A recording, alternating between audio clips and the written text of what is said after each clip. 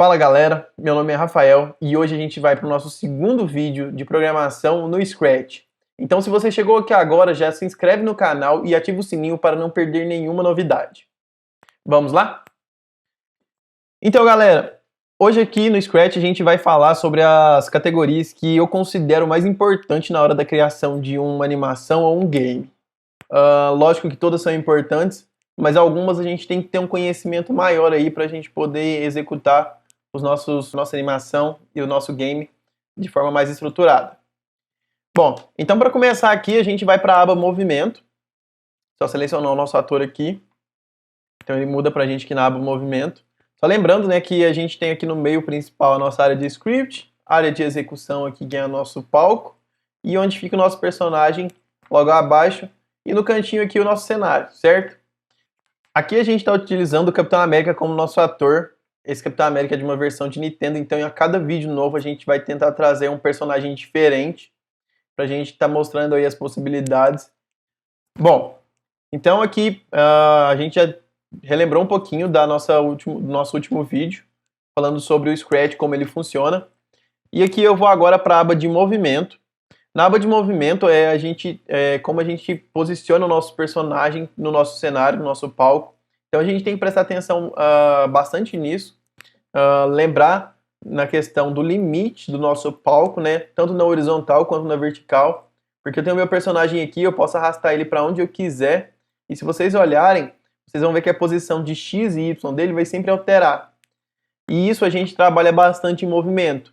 Então quando eu tenho um bloco, por exemplo, mova 10 passos, ele vai mover 10 passos, né, positivos, então ele vai para o lado positivo de X, deslocando o nosso personagem. Isso é interessante porque se a gente vir aqui alterar para menos 10, ele vai mover para o sentido contrário, para o lado negativo de X, certo? Bom, é bem importante também a gente parar para analisar que a gente tem dois tipos de movimento que o Scratch traz para a gente. A gente tem o movimento relativo e o movimento absoluto. O movimento relativo é aquele onde que a gente vê uma transição do personagem até outro ponto. Então, se eu pegar um bloco desse, deslize por um segundo até uma posição aleatória, vocês vão ver que a gente consegue ver o personagem se deslocar de um ponto até o outro, certo? E quando eu pego, por exemplo, vá para uma posição qualquer, vou trocar ele de posição aqui e vou dar um clique aqui. Ele simplesmente vai. Então aqui a gente tem explicitamente a diferença de um movimento relativo, quando a gente vê esse passar de um lado para o outro, né? Ver esse movimento acontecer, e a gente tem um movimento absoluto quando a gente simplesmente, é como se a gente estivesse teletransportando o nosso personagem de um ponto para o outro. Então aqui a gente tem os dois tipos de movimento, tanto o relativo quanto o absoluto. Bom, falando um pouquinho mais aqui, né, dessa separação, a gente tem um movimento relativo e um movimento absoluto. Alguns blocos que compõem o movimento relativo é o deslize, é o adicione, onde que a gente consegue ver ele se locomover, né? Então eu vou adicionando 10 pontos aqui, né? 10 passos ao meu eixo X, tanto no X quanto no Y. E a gente tem como movimento absoluto o vá para, o aponte para uma direção, então a gente pode mudar a direção que ele está apontando. Vocês vão ver que ele vai virar aqui, né? Então a gente consegue fazer essas mudanças. E isso é uma coisa que a gente vai pegando ao longo das nossas criações. Então a gente tem alguns blocos, por exemplo, que não se encaixam nessas duas categorias de movimento relativo e absoluto, que são apenas blocos de movimento. A gente tem uma funcionalidade, por exemplo, que é o se tocar na borda, volte. Muito utilizado quando a gente tem um jogo e o personagem ele bate na borda do nosso palco, então ele simplesmente vira e retorna. A gente tem como configurar o sentido de rotação, né, do nosso personagem, caso necessário. A gente tem essa funcionalidade aqui também que é para ele apontar para a direção do mouse. A gente consegue ver isso. E a gente consegue ter essas variáveis aqui. Mais para frente no vídeo eu vou explicar para vocês que são variáveis. A gente tem a posição X e a posição Y que a gente consegue utilizar. Posições essas do nosso personagem. E a direção dele. Então eu consigo saber qual é essa posição, qual é essa direção que o meu personagem está, ou a direção que ele está apontando. Antes da gente fazer um teste aqui, vou lá para categoria de aparência. A categoria de aparência é muito importante, principalmente quando a gente vai trabalhar uma animação, porque a gente precisa entender como funciona a animação.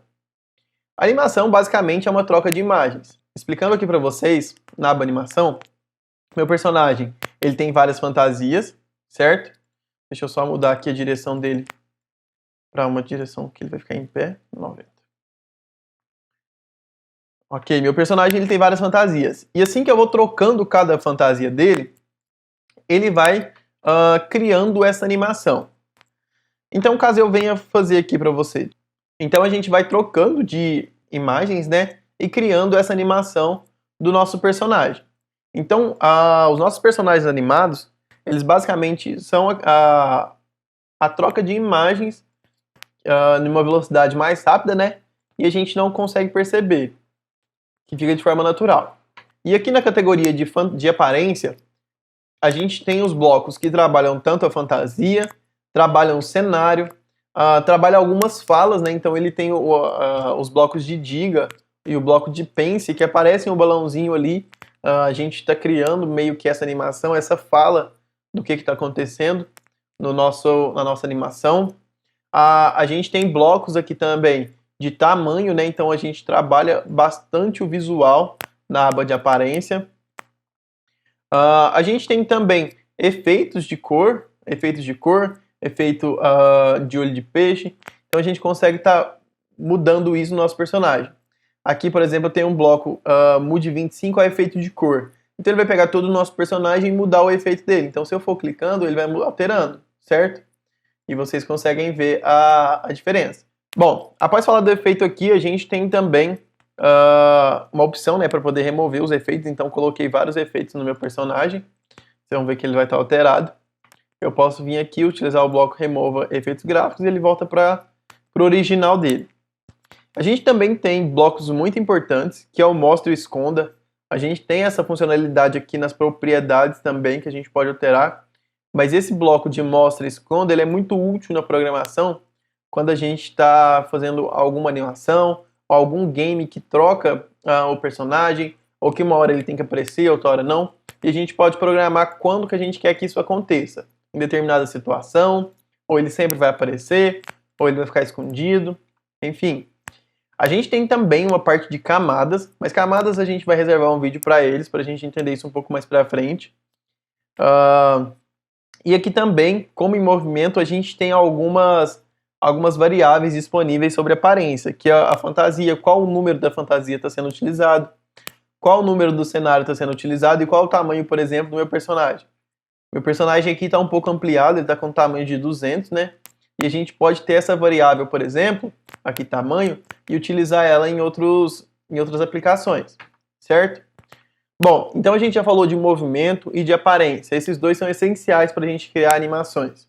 Bom, a aba movimento e a aba aparência é de grande importância, mas para a gente trabalhar a nossa animação, a gente precisa entender mais essas duas categorias aqui.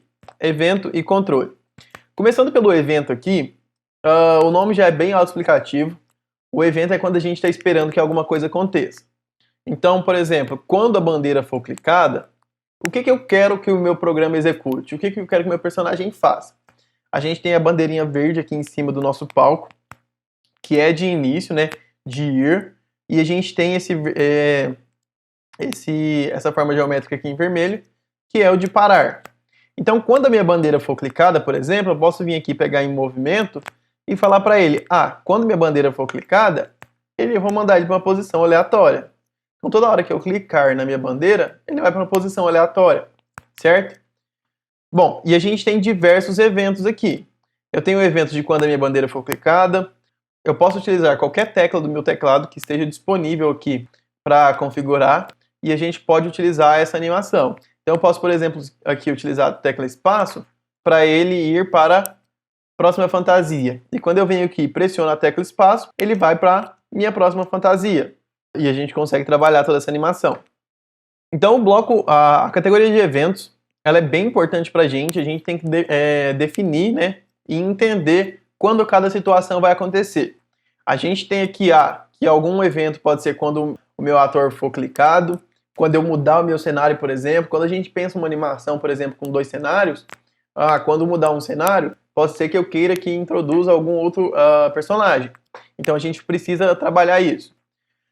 Uma outra parte muito importante que a gente tem aqui de eventos, né, que é a parte de mensagens. Mensagem nada mais é do que um comunicado que você vai mandar para todos os seus personagens que você tiver. Então em determinado momento eu preciso falar assim, comece cena 2. Aí todos os personagens, por exemplo, que tiver esse bloco aqui de evento, quando eu receber a mensagem, vai executar aquilo que estiver em sequência. A gente pode transmitir a mensagem, a gente pode utilizar o bloco transmita a mensagem, espere. Então, estou transmitindo minha mensagem e quando alguém receber essa mensagem, depois eu volto a executar o que está abaixo, certo? Então a mensagem ela é muito importante para a gente poder criar conexões na nossa animação, nos nossos games. Essa é a parte de eventos, muito importante para a nossa animação. Se ficou alguma dúvida, você pode deixar nos comentários aqui embaixo que a gente vai tentar responder todas elas. Ok, passando para a categoria de controle aqui, ela é essencial para o nosso programa, para a nossa animação, né? E na programação, porque aqui é onde a gente trabalha os nossos laços de repetições, certo? A gente trabalha nossas condicionais e algum controle do nosso jogo, como por exemplo o pare todos. Em algum momento, eu estou criando um jogo e eu preciso dar um game over. Quando acontecer um game over, eu preciso que tudo no meu jogo pare, certo? Ou se não, parte do que eu estou programando pare. Então aqui, com o bloco pare, por exemplo, a gente pode parar todos os nossos scripts, parar apenas um único script, ou se não, parar os outros scripts que eu tiver do ator. A gente pode sim fazer programações simultâneas na nossa animação, no nosso jogo, fluir de forma organizada. Muito importante aqui pra gente são os laços de repetição, certo? Eu tenho um laço de repetição, por exemplo, repita um número de vezes conhecidas, que a gente conhece na programação como for. A gente tem um loop aqui, que é o sempre, né? Então, sempre quando, por exemplo, eu vim aqui no evento, sempre quando eu iniciar o meu jogo, quando a minha bandeira for clicada, eu tenho que executar alguma coisa, certo? Então, a gente pode utilizar dessa forma. Eu tenho as minhas condicionais, que é o se, né? Se alguma coisa for verdade, então eu vou executar aquilo que estiver dentro do meu bloco se. Eu tenho um outro condicional que é o se não, onde que eu tenho uma condição. Se for verdade, ela vai executar a primeira parte do meu bloco. Se não, ela vai executar a parte de baixo, certo? E após continua. Bom, a gente tem aqui também um comando de repetição, que é o repita até que tal coisa seja verdade, certo? Até que tal afirmação seja verdade. E eu tenho esse bloco também, que é o espere até que alguma situação seja verdadeira. Aí eu posso continuar o meu programa. Então esses aqui são os principais de controle. Os laços de repetições e condicionais. A gente tem que conseguir utilizar e diferenciar.